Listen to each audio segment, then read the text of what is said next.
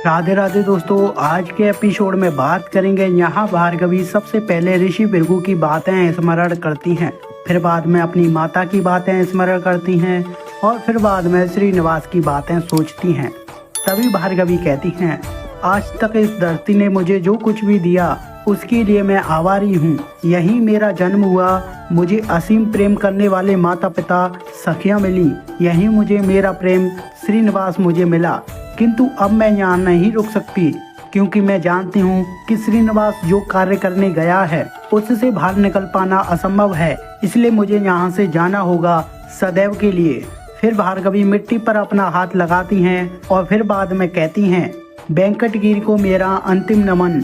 फिर बाद में उस मिट्टी को अपने माथे पर लगा लेती हैं और यहाँ ऋषि भृगु भार्गवी को खोजते हैं और भार्गवी को भार्गवी की माता बासु और भार्गवी की सखियां भी खोजती हैं और यहाँ श्रीनिवास दौड़कर वन में आते हैं। तभी श्रीनिवास पेड़ों पर लिखे हुए श्री को देखते हैं तो श्री लिखे हुए पेड़ों से गायब होना प्रारंभ हो जाते हैं और यह देखकर श्रीनिवास चौंक जाते हैं। फिर श्रीनिवास उस स्थान पर आते हैं जहाँ पर झूला होता है।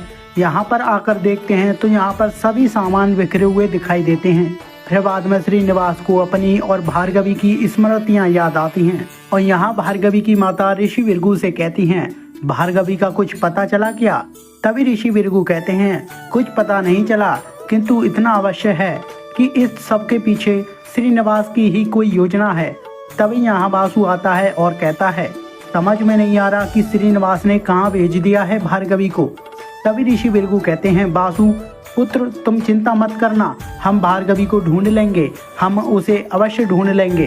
तभी बासु कहता है, सहमताना मत दीजिए मुझे ऋषि भृगु, जब आपकी पुत्री को मेरे साथ विवाह करना ही नहीं था तब क्यों प्रस्ताव लेकर आए आप विवाह का? यदि आपको ज्ञात था कि उसका संबंध श्रीनिवास से है, जब क्यों प्रयास किया आपने मेरे साथ नाता जोड़ने का? पूर्ण वेंकटगिरी मुझ पर हंस रही है, मेरा उपहास बना रही है। पहले मेरी बहन स्वयंवर छोड़कर चली गई और अब भार्गवी मंडप छोड़कर अदृश्य हो गई, और उन दोनों के पीछे कारण कौन है? वो श्रीनिवास, जिसका भेद आपने मुझसे छुपाया ऋषि भृगु।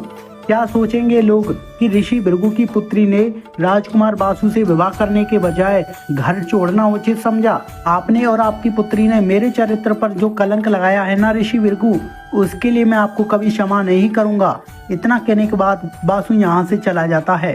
फिर ऋषि भृगु महादेव से प्रार्थना करते हैं और कहते हैं, हे महादेव, मुझे और कुछ नहीं चाहिए, बस मेरी भार्गवी, मेरी लक्ष्मी पुनः लौट कर आ जाए। तभी श्रीनिवास की आवाज आती है, आप दुखी क्यों हैं ऋषि भृगु? फिर श्रीनिवास कहते हैं, आपको तो प्रसन्न होना चाहिए, आप तो सदैव यही चाहते थे ना कि मैं कभी अपनी भार्गवी को ले जाना पाऊं। उसके लिए हर संभव प्रयास किया आपने, षड्यंत्र रचे और आज वही हुआ है।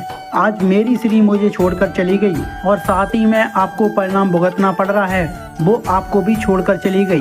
तभी ऋषि भृगु कहते हैं, मेरी पुत्री भार्गवी स्वयं घर छोड़कर नहीं गई है, अवश्य ही इसमें तुम्हारी कोई चाल है।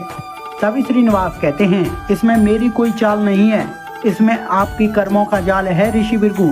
मैंने कभी भार्गवी से यह नहीं कहा कि वो घर छोड़कर चली जाए, अपितु मैंने उससे ये वचन दिया था कि चाहे जो कुछ भी हो जाए, हम कभी चुपकर या भागकर नहीं जाएंगे और हमारा विवाह होगा, वो भी आपके आशीर्वाद के साथ कि चाहे जो कुछ भी हो जाए, पहले आपका हाथ उठेगा भार्गवी को आशीर्वाद देने के लिए, तत्पश्चात वो मेरे साथ जाएगी। ये वचन मैंने दिया था भार्गवी को, किंतु आपको तो श्री को खोने का भय था, आपको श्रीहीन होने का स्वार्थ था और इसमें कुछ इस प्रकार अंधे हो गए आप कि मेरी लक्ष्मी की इच्छाओं का मान नहीं रखा आपने भार्गवी का विवाह बासु के साथ भी निश्चित कर दिया ऋषि भृगु। आपको क्या लगता है कि देवी लक्ष्मी को धन से प्रसन्न किया जा सकता है? वो स्वयं माहेश्वरी की देवी हैं और यदि कोई उसके सम्मान को ठेस पहुंचाएगा तो वो वहां नहीं रुकेगी। और अब इससे आगे क्या होने वाला है देखेंगे अगले एपिसोड में। वीडियो अच्छी लगी हो लाइक कर देना, चैनल पर नए हो तो सब्सक्राइब जरूर कर लेना।